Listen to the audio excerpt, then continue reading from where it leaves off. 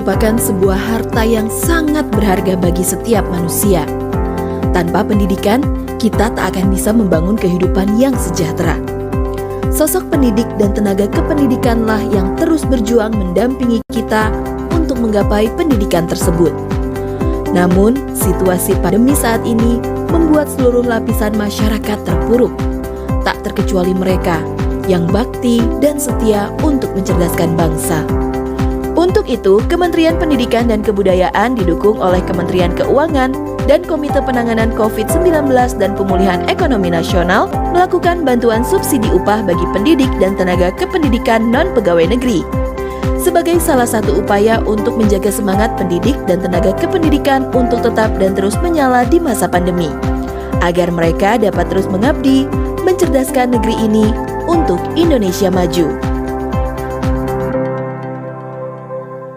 Assalamualaikum warahmatullahi wabarakatuh. Selamat siang dan selamat datang kepada seluruh hadirin dalam acara bantuan subsidi upah untuk pendidik dan tenaga kependidikan non-PNS di lingkungan Kemendikbud tahun 2020. Telah hadir bersama kita pada siang hari ini yang kami hormati Menteri Pendidikan dan Kebudayaan Bapak Nadiem Anwar Makarim. Selamat siang, Pak. Selamat siang, apa kabar Sanas? Baik, Pak Nadiem, apa kabar? Semoga dalam keadaan baik. Dan saya juga mau menyapa kepada Menteri Badan Usaha Milik Negara sekaligus Ketua Pelaksana KCPPEN, Bapak Erick Thohir. Selamat siang, Pak Erick. Selamat siang. Selamat siang. Dan selamat siang juga kepada Wakil Ketua Komisi 10 DPR RI, Ibu Hetifah Syaifuddin. Selamat siang, Selamat siang semuanya.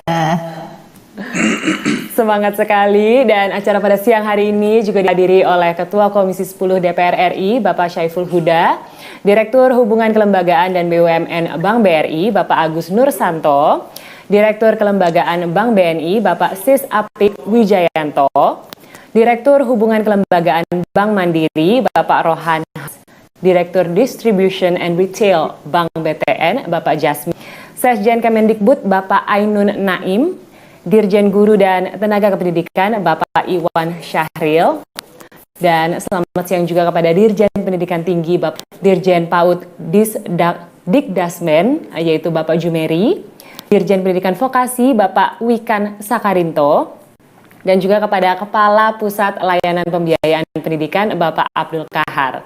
Selamat siang juga saya ucapkan kepada para Kemendikbud, para Kepala Dinas Pendidikan, para perwakilan Asosiasi Guru, dan juga Asosiasi Pendidikan Tinggi, dan para hadirin sekalian. Selamat siang, semoga kita semua selalu berada di dalam lindungan Tuhan Yang Maha Esa.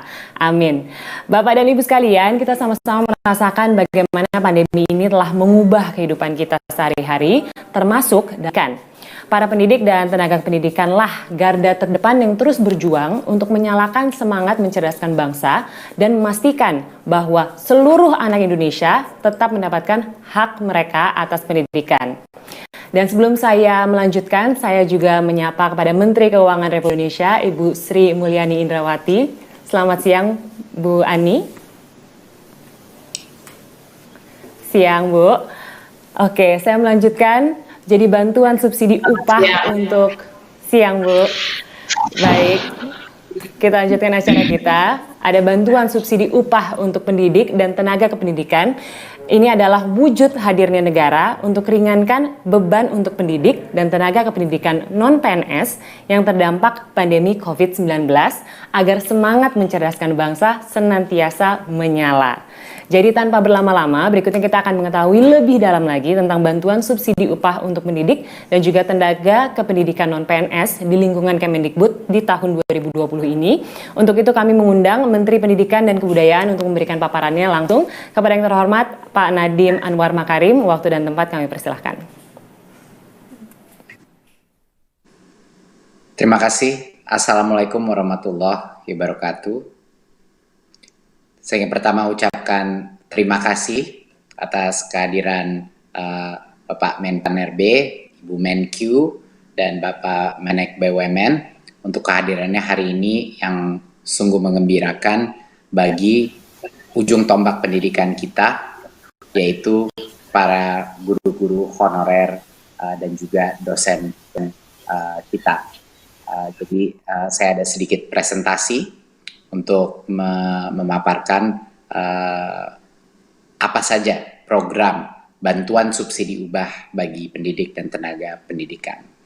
Jadi ini sangat kabar yang gembira bahwa kita berencana untuk memberikan bantuan subsidi upah ini bagi sekitar 2 juta orang, sekitar 2 juta orang. Dan dalam jumlah sebesar 1,8 juta yang diberikan sekaligus, satu kali kepada masing-masing penerima itu. Siapa saja yang akan kita berikan adalah kepada dosen, guru, non-PNS, guru yang diberi tugas sebagai kepala sekolah, pendidik PAUD, pendidik kesetaraan, dan juga tenaga perpustakaan, tenaga laboratorium, dan tenaga administrasi. Berarti operator sekolah pun termasuk di dalam bantuan subsidi upah ini. Kami mensasar total sekitar 2 juta orang, lebih dari 2 juta orang, 162.000 dosen dari PTN dan PTS, dan 1,6 juta, sedikit lebih dari 1,6 juta guru dan pendidik non-PNS pada satuan pendidikan negeri dan juga swasta. Jadi banyak yang menanyakan kami juga apakah ini termasuk swasta. Jawabannya adalah iya, karena guru-guru kita ada di sekolah-sekolah swasta dan mereka pun berhak mendapatkan bantuan dari pemerintah. Dan 237.000 sekitar tenaga perpustakaan, operator, tenaga laboratorium, dan tenaga administrasi tidak bisa di-exclude daripada bantuan ini.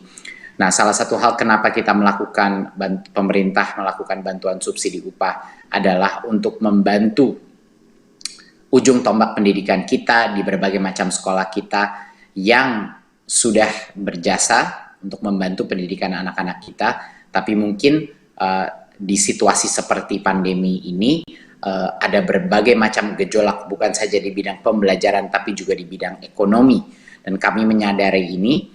Dan sekali lagi ini adalah hasil dari perjuangan bukan hanya Kemendikbud, tapi hasil perjuangan dari Kemenpan RB, Kemenq, Menek BUMN, dan tentu saja dorongan dari Pak Presiden, dan juga dari dukungan penuh dari Komisi 10 DPR RI yang telah juga berjuang untuk bantuan ini. Berikut. Apa saja persyaratan bagi pendidik dan tenaga pendidikan non-PNS untuk menerima BSU?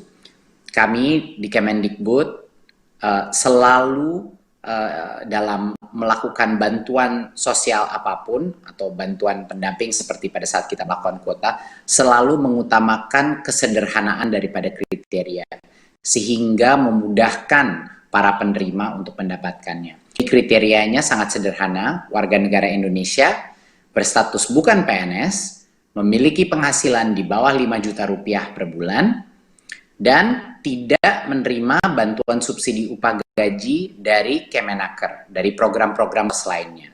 Ini dan juga tidak menerima kartu prakerja sampai dengan tanggal 1 Oktober 2020. Alasan kenapa kita tidak memberikan ini agar bantuan sosial kita itu adil dan tidak tumpang tindih. Tidak ada individu yang menerima bantuan berlimpah sehingga yang lain tidak mendapatkan.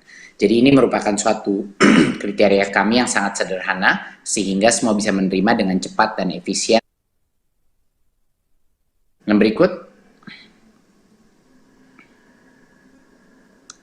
Bagaimana mekanisme pencairan BSU ini? Jadi Kemendikbud telah membuat rekening-rekening baru di bank-bank untuk setiap PTK penerima BSU ini. Bantuan itu disalurkan secara bertahap sampai dengan akhir November 2020, ya.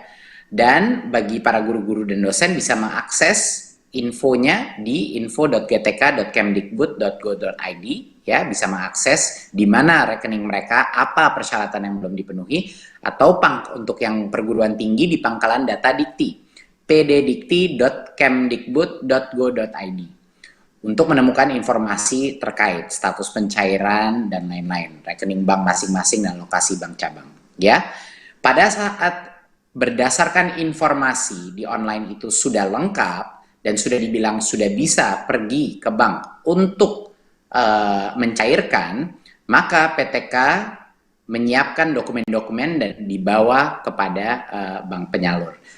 Dokumen apa saja yang harus dibawa? Tentunya kartu tanda penduduk (KTP), NPWP jika ada, kalau tidak ada tapi masih bisa menerima.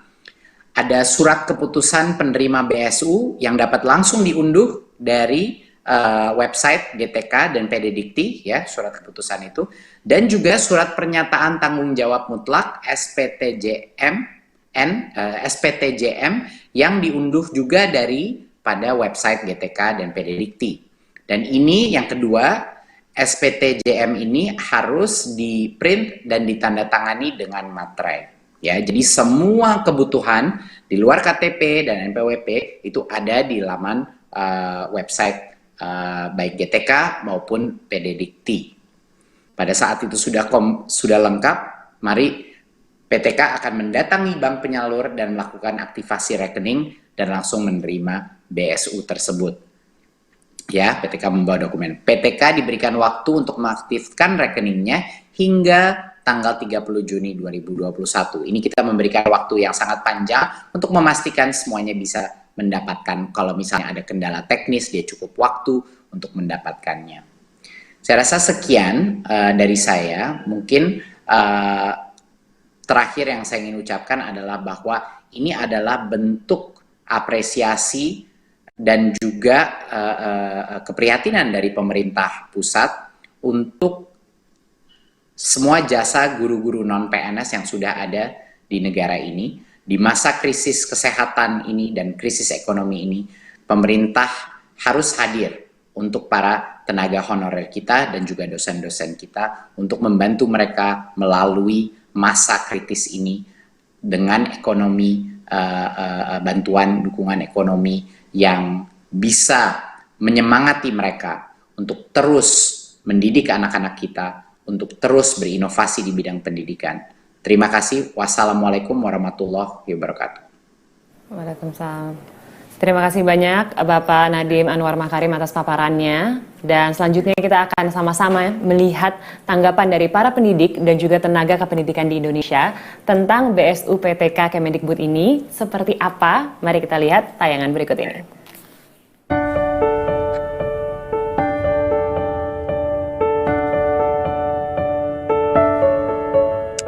Saya menyambut baik atas kebijakan Menteri Pendidikan dan Kebudayaan yang akan memberikan bantuan subsidi upah bagi para guru-guru non-PNS. Pada saat pandemi seperti sekarang ini, bantuan tersebut sungguh sangat dinantikan oleh para guru dan tenaga pendidikan swasta. Banyak di antara para guru dan tenaga pendidikan tidak bisa mendapatkan gaji secara rutin di awal bulannya.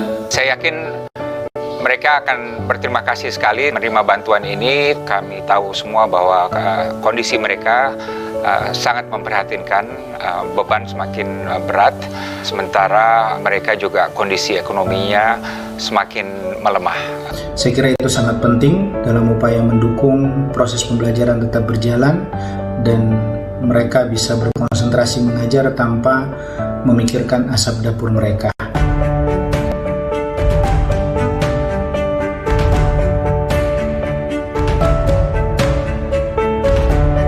Tentu baiknya bantuan ini bisa langsung melalui rekening bank masing-masing para dosen dan tenaga biar akuntabel.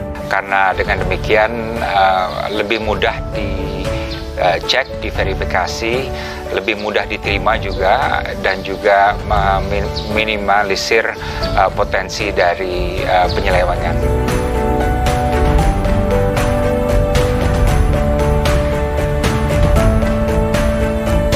Di masa depan, bantuan subsidi upah tentu saja masih sangat diperlukan, meskipun insya Allah pandemi akan berakhir.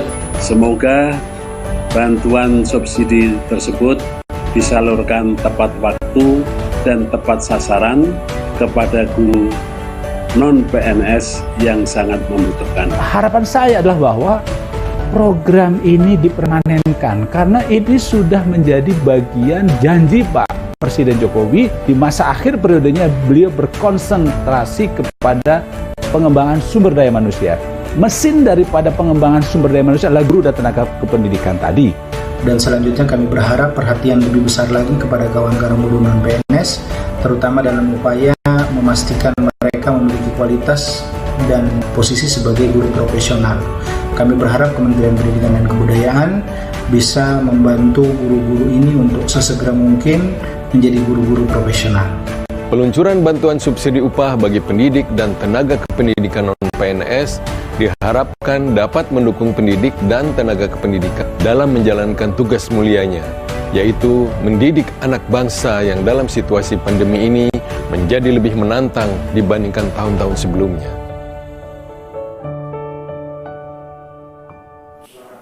Nah, itu dia. Tadi kita sudah melihat tanggapan tentang BSUPTK Kemendikbud tahun 2020.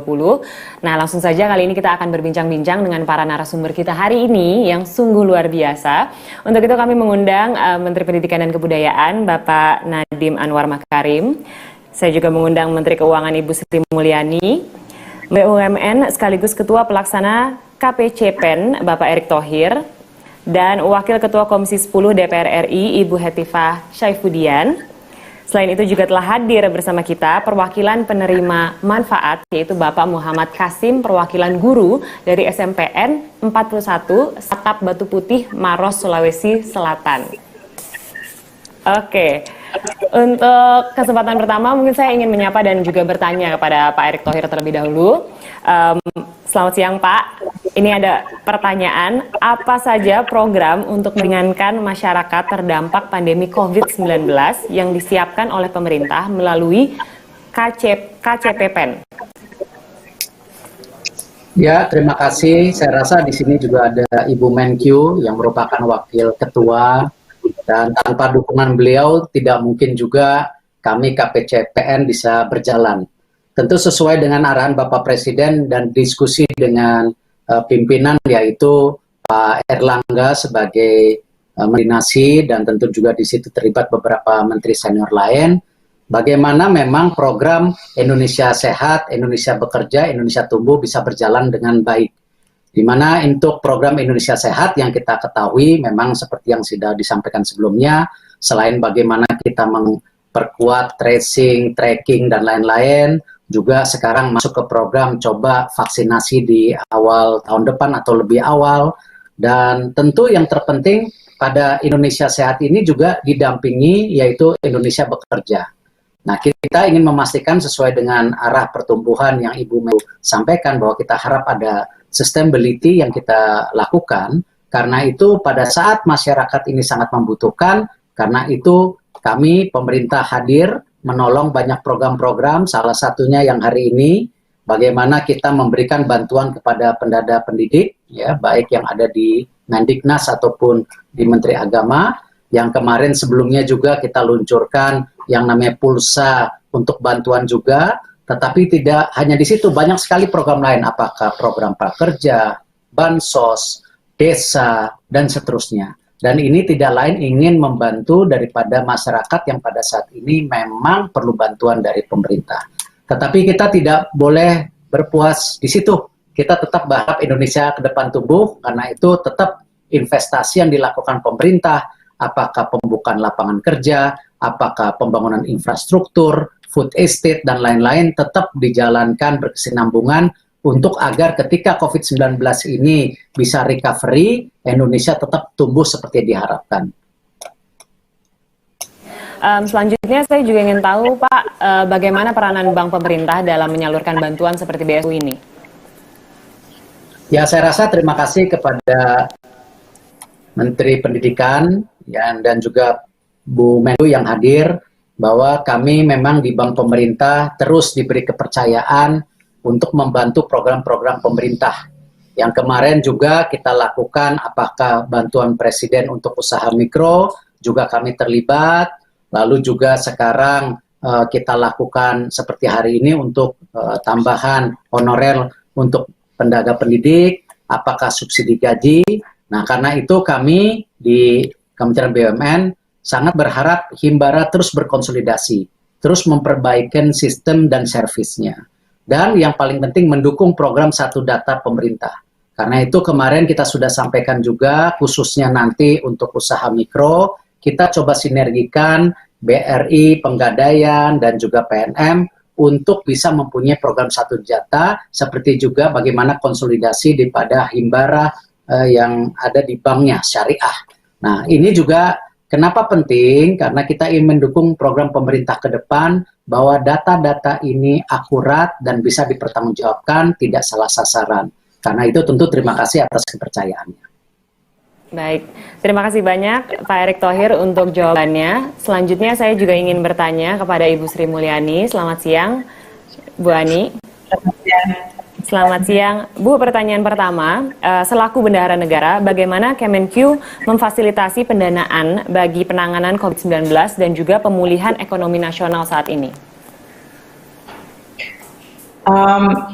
COVID ini kan sesuatu yang luar biasa, merupakan shock terhadap keseluruhan ekonomi dan negara.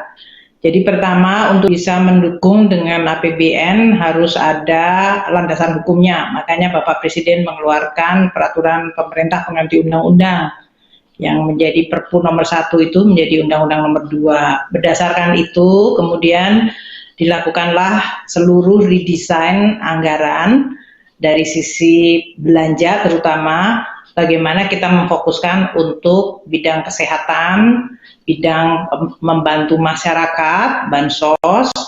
Kalau kesehatan itu 97,26 triliun, perlindungan sosial dalam bentuk bansos, itu termasuk yang hari ini dibahas itu 234,33 triliun, mendukung usaha kecil menengah 114,8 triliun, insentif bagi dunia usaha agar mereka bisa survive dan bisa pulih kembali 120 triliun, kemudian program untuk membantu sektor dan pemerintah daerah 65,97 triliun, serta pembiayaan korporasi, terutama mendukung itu seluruh perusahaan yang di bawah Kementerian BUMN Pak Erick.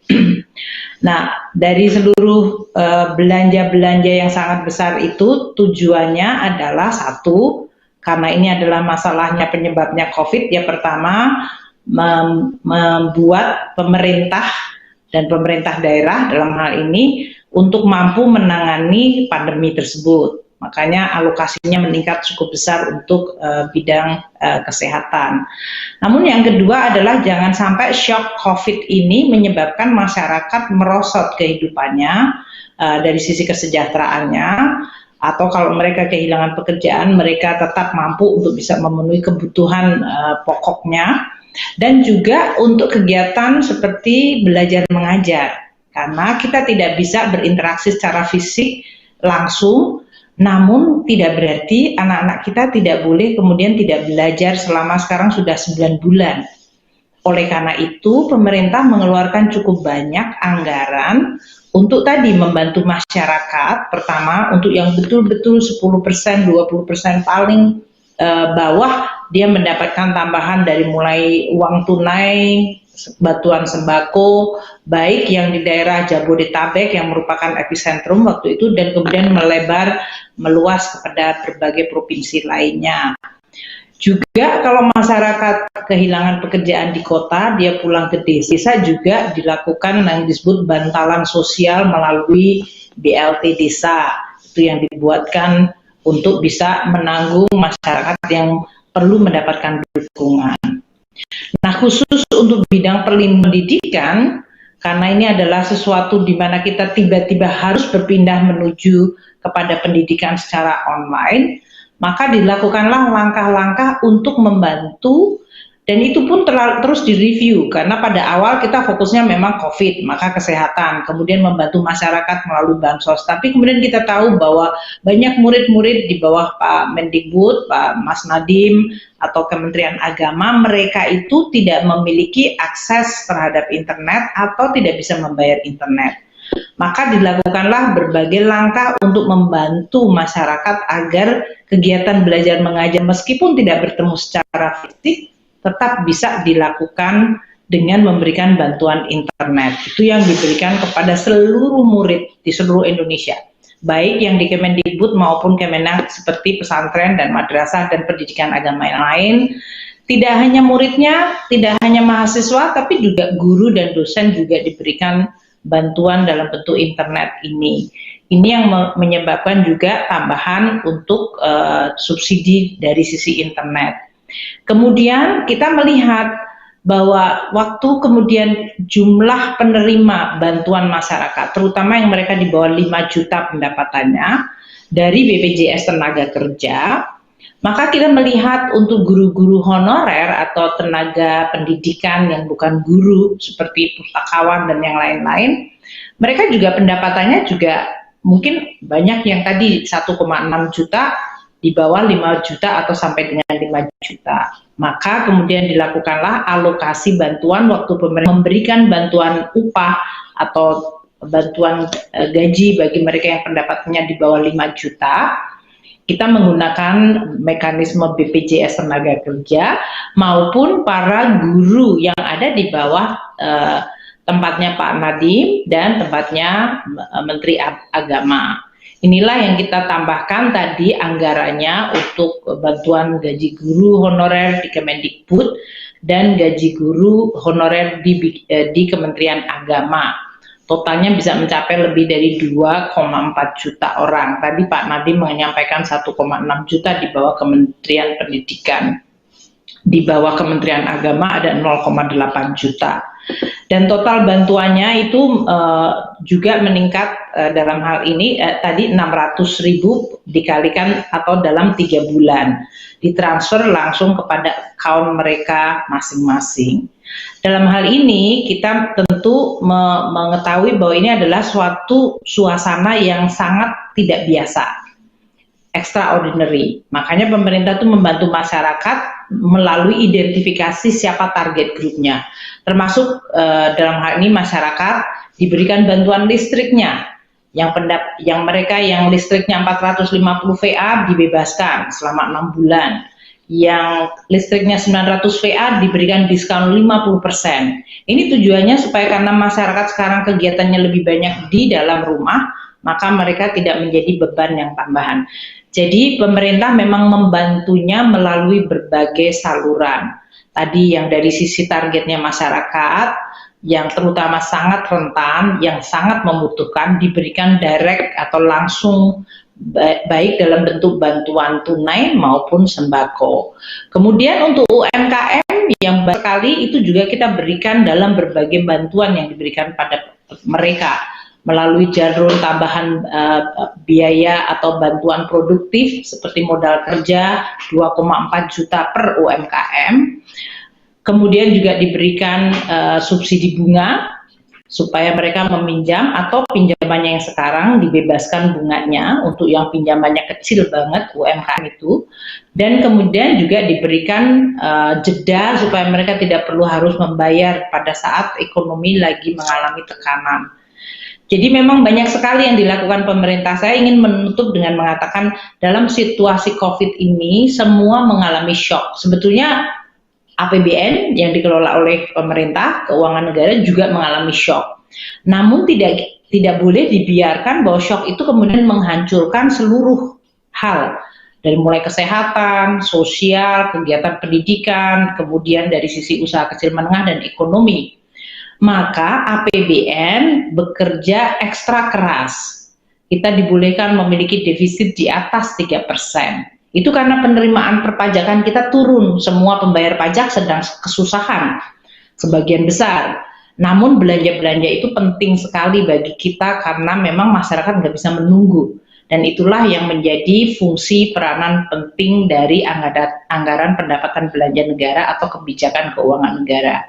Ini yang tadi disebutkan melalui keuangan negara lah negara hadir pada saat rakyat menghadapi kesusahan. Mungkin itu moga-moga membantu apa yang dipertanyakan tadi. Terima kasih. Baik, terima kasih banyak Ibu Sri Mulyani untuk jawabannya. Selanjutnya saya akan ke Ibu Hetifah Syaifuddin. Ibu Hetifah, saya ingin tahu bagaimana sebenarnya Komisi 10 DPR RI melihat program BSU Kemendikbud ini. Silakan Bu Hetifah. Ya, Mbak Ami, PR-nya fungsinya pertama dalam era COVID adalah menerima aspirasi, keluhan-keluhan, dan juga kritikan-kritikan khususnya menyoroti pendidikan di masa pandemi. Dari mulai ketidaknyamanan siswa yang mungkin mulai merasa belajar di rumah bosan, keluhan orang tua yang harus mendampingi anak padahal mereka juga harus bekerja, ditambah juga biaya kuota dan lain-lain. Nah, sudah pastilah ya guru, dosen, dan juga tenaga kependidikan itu menjadi ujung tombak supaya kita bisa memastikan di era pandemi ini hak-hak masyarakat untuk pendidikan yang berkualitas tetap bisa diberikan. Nah, faktanya ternyata sebagian besar dari guru-guru khususnya yang non-PNS, juga dosen yang di swasta gitu ya, terancam juga situasinya dengan pandemi ini. Karena misalnya tenaga honorer bisa jadi pendapatannya tergantung dengan jam mengajar, atau guru-guru swasta yang penghasilannya bergantung dengan biaya siswa sementara orang tua keberatan membayar SPP. Nah, jadi kami merasa bahwa aspirasi-aspirasi yang disampaikan ini memang patut ya untuk direspon dan pemerintah harus hadir. Alhamdulillah kita lega sekali ketika raker kemarin Mas Menteri menyatakan bahwa program ini akan diluncurkan. Ini ibarat mata air di musim kemarau. Jadi kami mengapresiasi setinggi-tingginya, apalagi Ibu Sri Mulyani dari sisi keuangannya mensupport, kemudian juga Bung Erick Thohir ya, supaya penyalurannya, mekanismenya dipastikan sekarang akan tepat waktu ya, dan juga tidak berbelit-belit. Dan juga mungkin dilayani oleh bank-bank tadi ya, penyalur itu yang dengan mindset baru gitu ya, bukan seperti karena sebagian mungkin dari mereka juga tidak terbiasa berurusan dengan bank. Nah, jadi seperti itu. Namun demikian tentu saja ketika rapat ya kemarin dipimpin oleh ketua kami Pak Saiful Huda ada beberapa catatan ya. Intinya tadi pertama tentu saja soal keakuratan data ya, sumber datanya apa dan sebagainya, supaya itu juga bisa tersosialisasi. Jangan sampai nanti mungkin timbul semacam kegaduhan atau rasa ketidakadilan di kalangan pendidik dan tenaga kependidikan non-PNS akibat ketidakjelasan informasi. Nah, kemudian tadi juga dari testimoni disebutkan kan harapan-harapan terkait dengan akuntabilitas gitu ya. Saya kira apa yang dikemukakan Mas Mendikbud, Mas Nadiem tadi itu bagus sekali. Namun tetap Mas, barangkali ke depan tetap harus ada semacam complaint handling system gitu ya, atau mungkin hotline service untuk membantu para pendidik atau tenaga kependidikan yang mungkin di dalam prosesnya menghadapi kendala-kendala lah, apapun yang mereka ingin tanyakan itu kemana gitu kontak yang bisa mereka hubungi. Mungkin ada yang merasa eligible tapi tidak ada di dalam daftar, mereka bisa bertanya kemana. Jadi kita belajar dari berbagai program yang sudah diluncurkan, Ibu Sri Mulyani, Pak Erick Thohir, Pak Erlangga Hartarto yang memimpin, sudah banyak pelajaran-pelajaran dan saya yakin best practice dari apa yang sudah dilakukan itu bisa menjadi masukan. Dan tentu saja kami harap dana ini bisa sampai ke tangan penerima dalam waktu yang cepat karena memang agak mendesak. Dan juga tentu saja kami berharap semangat para guru dan tenaga kependidikan, dosen-dosen ya yang non-PNS ini bisa tetap tinggi, memberikan yang terbaik bagi siswa walaupun banyak tantangan-tantangan yang tidak mudah yang masih harus kita hadapi. Terima kasih banyak untuk tanggapannya Ibu Hetifah dan juga banyak masukan-masukan yang diberikan oleh Ibu Hetifah yang menjadi catatan juga. Terima kasih untuk jawabannya. Selanjutnya saya juga ingin bertanya untuk Bapak Muhammad Kasim, perwakilan dari guru dari SMPN 41 Sapak Batu Putih Maros, Sulawesi Selatan. Ya, Pak Kasim, saya ingin tahu bagaimana pendapat Anda mengenai program ini dan seberapa penting menurut Anda bantuan yang diberikan pemerintah dalam meringankan beban di masa pandemi ini? Ya, terima kasih. Jadi mengenai bantuan ini, saya pribadi salah satu yang mendapatkan bantuan dan saya sangat bersyukur sekali dengan adanya bantuan ini. Sebagai pendidik non-PNS, mudah-mudahan saya berharap bantuan ini berkelanjutan, berkesinambungan sehingga kami yang non-PNS ini mendapat penghasilan tambahan dari insentif dari dana BOS di sekolah. Oke, baik Pak Kasim, terima kasih untuk jawabannya. Selanjutnya saya akan memberikan kesempatan untuk Pak Nadiem untuk bisa bertanya kepada Pak Kasim. Silakan langsung saja Pak Nadiem.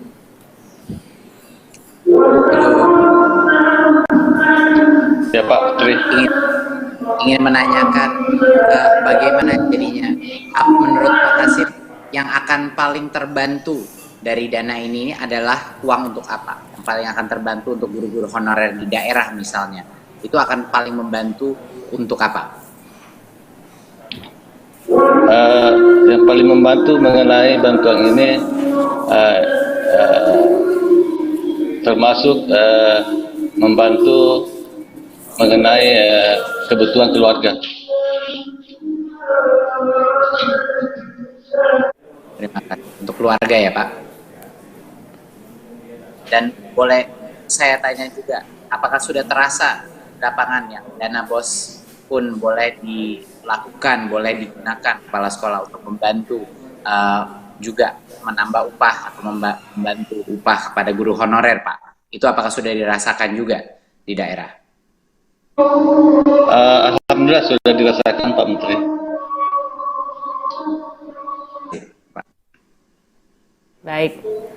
Baik, apakah sudah cukup Pak Nadiem pertanyaan yang diberikan ke Pak Kasim? Sudah. Baik, terima kasih banyak dan tidak terasa juga sesi bincang-bincang kita siang hari ini sudah berakhir. Begitu banyak informasi yang bisa kita dapatkan mengenai BSU, PTK, Kemendikbud yang tentunya kita harapkan dapat berjalan dengan lancar dan harapan dan rencananya juga bisa berjalan dengan baik.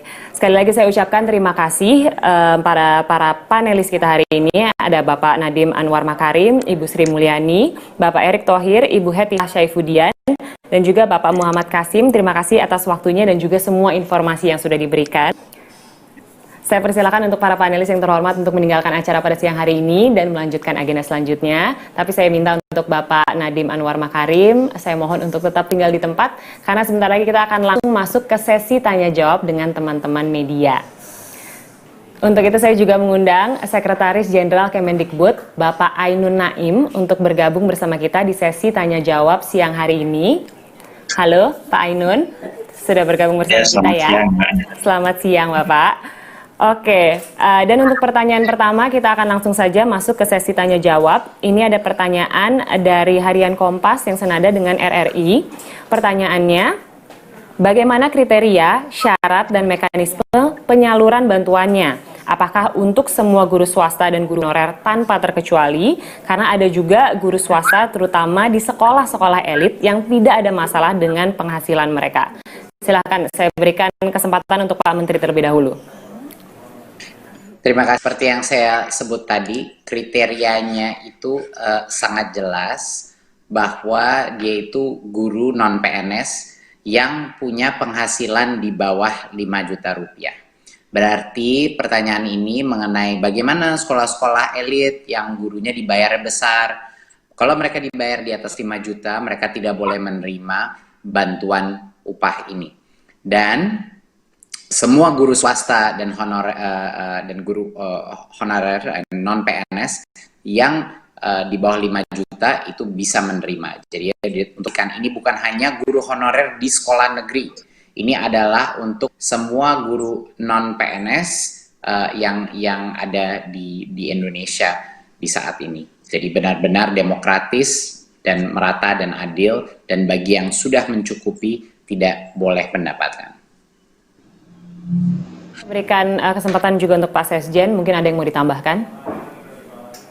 Sudah cukup Pak, hanya mungkin beberapa butir saja bahwa mereka tidak menerima bantuan dari Kementerian Ketenagakerjaan sampai dengan 1 Oktober dan juga tidak ikut program kerja.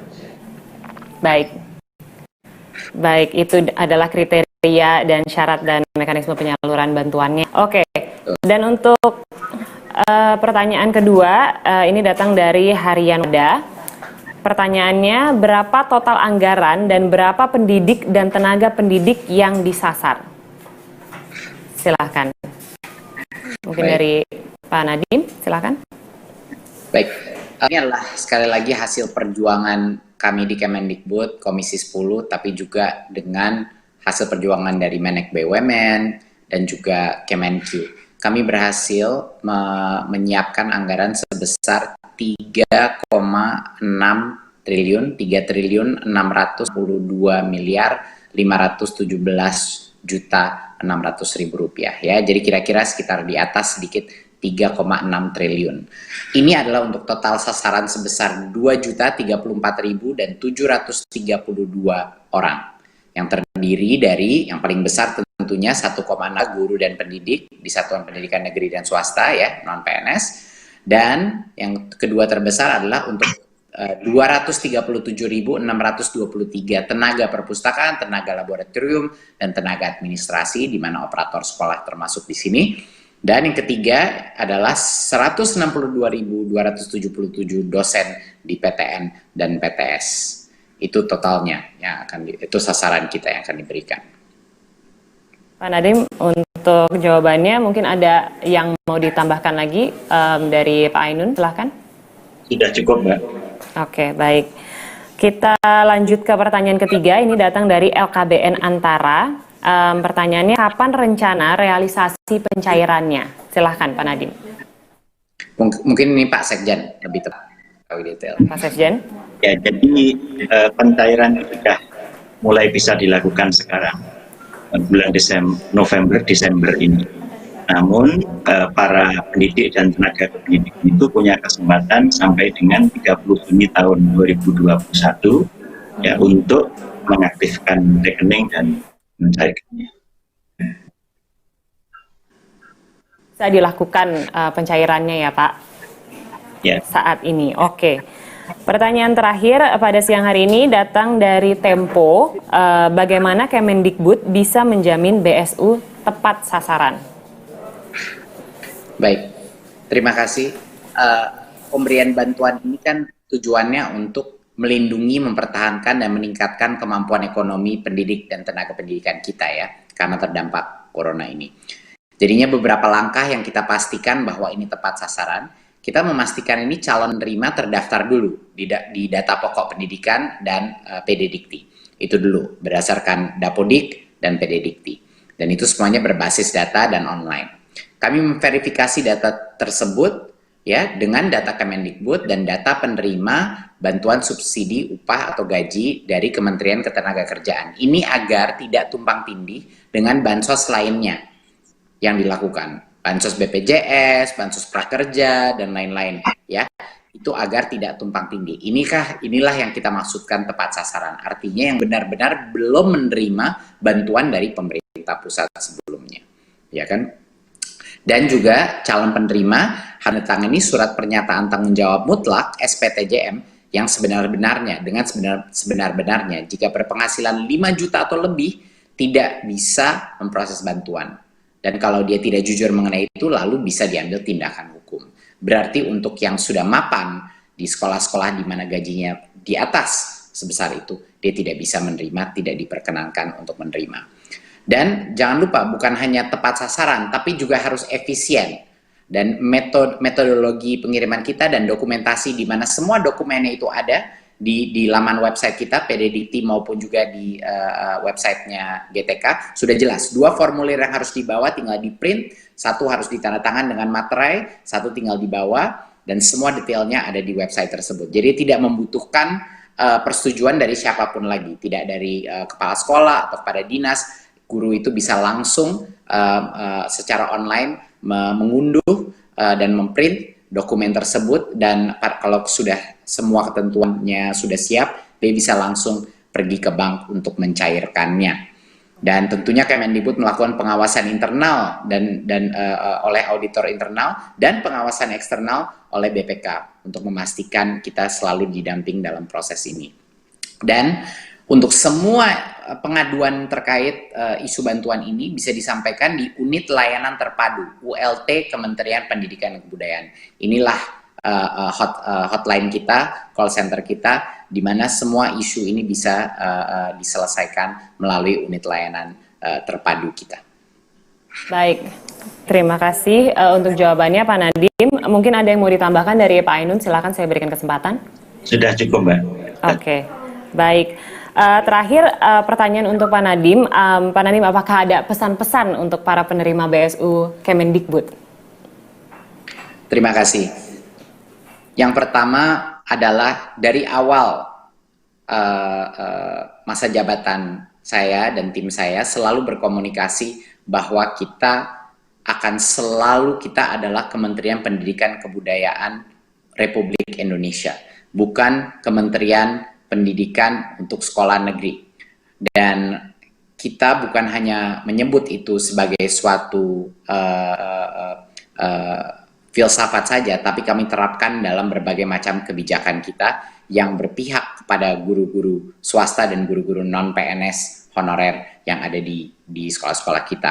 Yang pertama kita lakukan dari awal masa krisis ini adalah kita langsung melakukan proses pentransferan dana BOS langsung ke rekening sekolah, agar banyak sekali sekolah-sekolah kita menerima uangnya tepat waktu. Yang kedua kita lakukan, kita merelaksasi dana BOS, dan bagi para guru honorer yang tadinya disekat hanya boleh minoritas berapa persen yang diberikan untuk bantuan guru honorer, untuk upah guru honorer, kami buka itu restriksi. Sekarang adalah diskresi kepala sekolah masing-masing di seluruh Indonesia bisa menentukan kalau ada guru honorer yang benar-benar upaya dan jasanya luar biasa, dia bisa diberikan bantuan dari dana BOS tanpa disekat-sekat, tanpa ada limitasi, asal pelaporannya transparan. Itu kedua hal yang kita lakukan untuk para guru honorer. Dan untuk sekolah-sekolah swasta dan guru honorer pun, di masa pandemi ini kita mengalihkan dana BOS afirmasi dan BOS kinerja untuk sekolah-sekolah swasta kita. Terutama untuk yang tadinya tidak boleh untuk sekolah swasta, kita ubah itu peraturan untuk BOS afirmasi dan BOS kinerja bisa untuk sekolah-sekolah swasta kita, untuk mendukung para guru-guru non-PNS kita. Dan tentunya hari ini dengan perjuangan berbagai macam kementerian, Kemendikbud dengan senang hati berhasil berjuang dan mendapatkan anggaran sebesar ini untuk membantu semua guru-guru non-PNS di Indonesia melalui masa kritis ini. Dan tentunya bukan saja itu saja, ditunggu di tahun 2021 kita akan menyediakan proses seleksi massal di mana semua guru honorer akan punya kesempatan untuk menunjukkan kelayakannya melalui suatu tes online, apakah mereka bisa menjadi guru P3K dengan tingkat kesejahteraan yang didukung oleh pemerintah pusat dari sisi anggarannya.